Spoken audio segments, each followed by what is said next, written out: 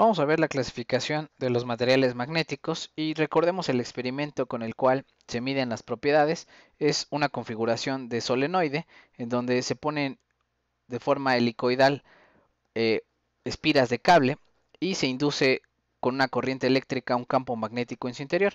Por supuesto, todo material al introducirlo dentro del solenoide pues va a tener algún tipo de interacción con el campo magnético que estamos induciendo. Recuerden, H es el campo o la intensidad de campo que se induce debido a la presencia del solenoide y B sería como el resultado que se obtiene en el interior, ya sea con la presencia del material, que sería la permeabilidad, o en el vacío, que sería la permeabilidad cero, con la cual se hace referencia. Y bueno, vamos a ver los distintos tipos. El primer tipo de material serían los diamagnéticos. ¿Qué es el diamagnetismo?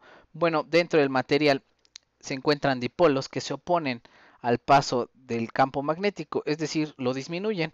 Dentro de nuestro solenoide lo que vamos a observar es que disminuye la intensidad del campo magnético, pero bueno, lo hace en pequeñas cantidades, es decir, es muy ligera la interacción y tenemos una permeabilidad relativa menor a la unidad, es decir, es menor a la del vacío y la susceptibilidad magnética es negativa. De alguna forma el campo magnético se ve disminuido, se ve mermado por la presencia de nuestro material. Por supuesto, existen materiales que se comportan de forma similar, pero en el sentido positivo. Esto se les llama paramagnéticos. ¿Qué es un material paramagnético? Bueno, aumenta ligeramente el campo magnético del solenoide debido a la presencia del núcleo de nuestro material.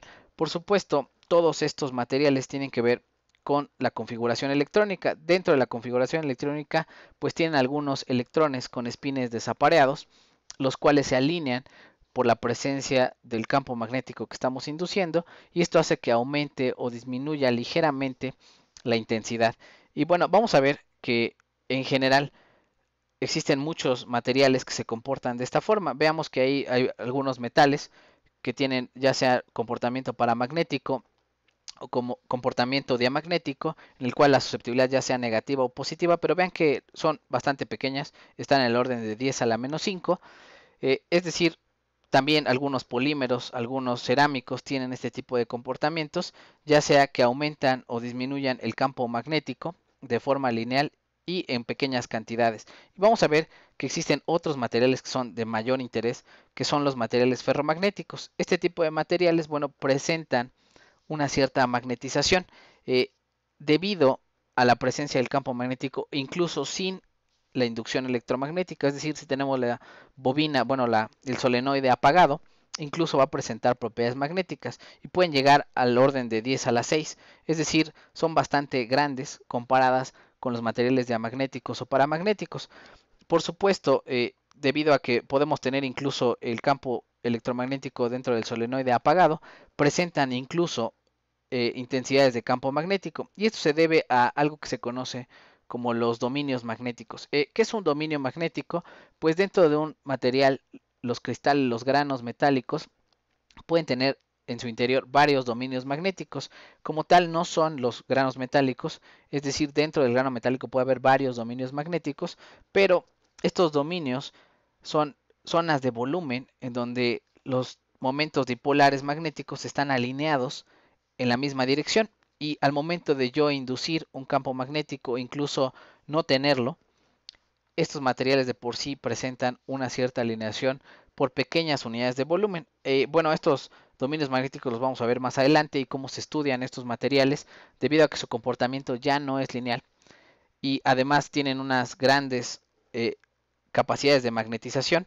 Y bueno, veremos que la máxima capacidad de magnetización posible se le llama la saturación magnética, es decir, yo al aplicar un campo magnético dentro del solenoide, pues produzco que el campo magnético aumente debido a la presencia de este material ferromagnético. Por supuesto, esto tiene un límite. Si yo sigo induciendo, bueno, de alguna forma se llega a una saturación al máximo valor posible. Y bueno, vamos a ver que existen otros materiales eh, otra clasificación que también tiene que ver con propiedades importantes en cerámicos. Los segundo tipo de materiales pues, serían los ferrimagnéticos. Perdón.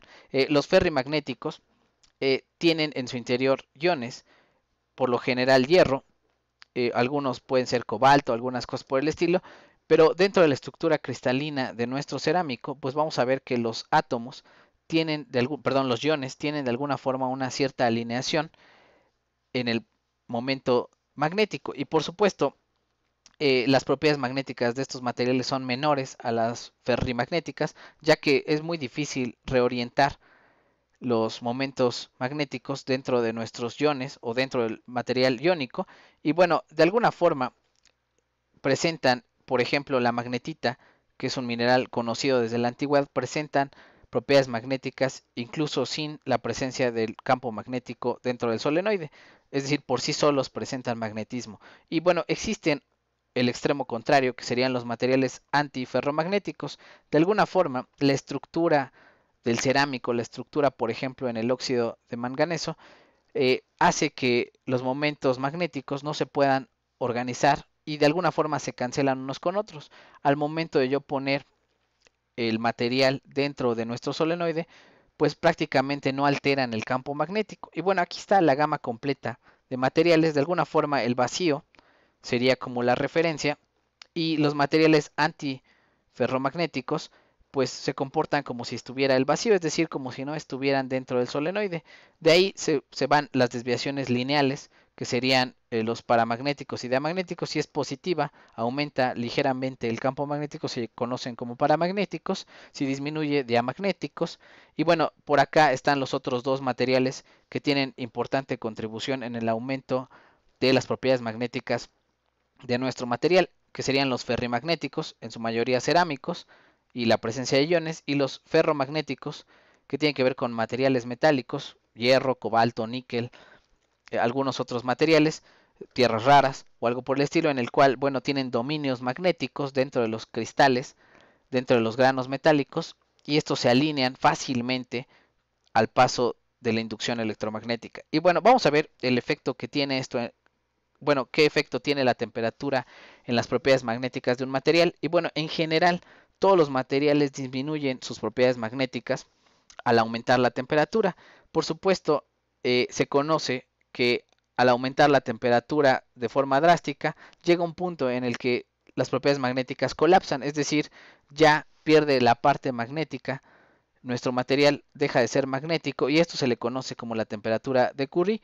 De alguna forma, a partir de esa temperatura, los materiales dejan de tener propiedades magnéticas y se vuelven prácticamente antiferromagnéticas, es decir, ya no tienen una cierta interacción y esto se debe a las vibraciones de los átomos, las vibraciones térmicas del material.